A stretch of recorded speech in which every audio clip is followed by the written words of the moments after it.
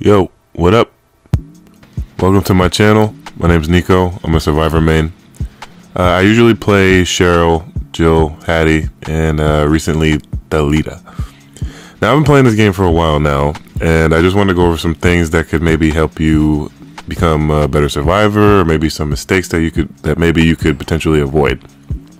So it doesn't give you, or cause a recipe for disaster, because if you play this game, you know things can turn to shit real quick. So here are some of my tips to help you be a better survivor, in my opinion.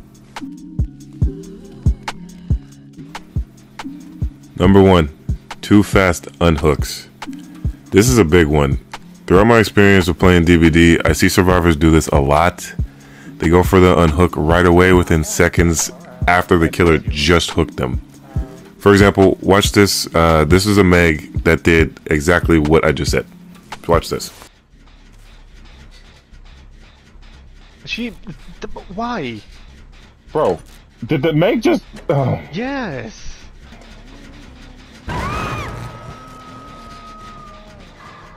She's still going for the save again.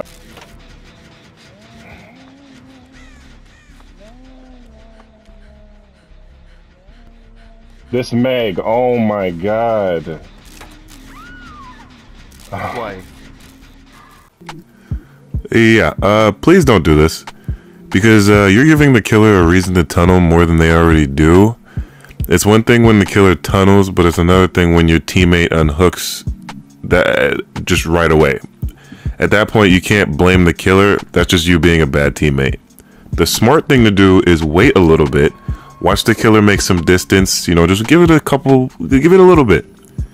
And only unhook when it's like an emergency, like right away. Like he's about to go to second state or he's about to die. That's when you just have no choice. And that's when you just need to go for it. But other than that, just be smart about it. Just please.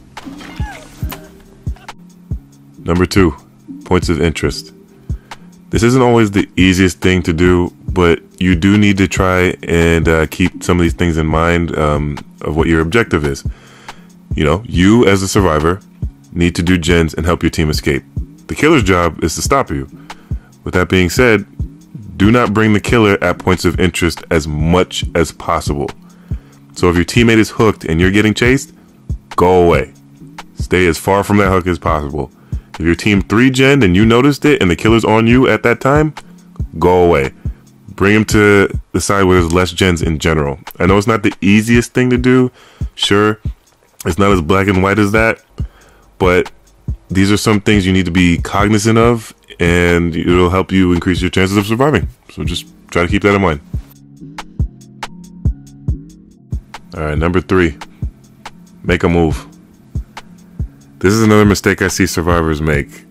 All I gotta say to this is, bro, make a move. If the killer is camping hard, let's say like 5 gens, don't just stand there.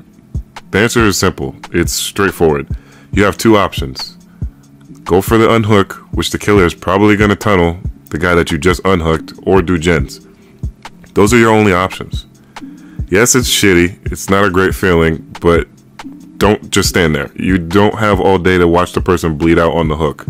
You have to be proactive and do something. But if you just stand there like a dumbass, that is exactly what the killer wants. And you're giving the killer time, or more time, to hunt down the rest of your team. Do something. Please. Number 4, the HUD. Utilize the info the HUD is giving you. For example, if there's a person hooked, somebody has to go for the save. If you're a survivor with no hooks and you're healthy, but an injured survivor that is on death hook went for the save, that's not great math. The only time that should really happen is if it's absolutely necessary. But other than that, you should be the one going. I was recently watching a friend of mine play Killer, and he hooked a Thalita, and right after he hooked her, he found a Jake and was chasing after the Jake, while a Fang and a Steve were both just doing gens, but just completely ignoring the Thalita, so nobody got her. Thusly, she went into second state. Pay attention to the HUD. It's really important information that you should be using, and if you don't, well, that's just GG's because you're gonna die.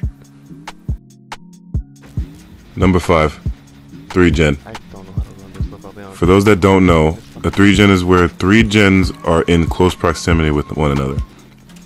My friends and I talk about this a lot. It's very important when it comes to playing Survivor. You need to avoid a 3-gen as much as possible. Do not pop gens mindlessly.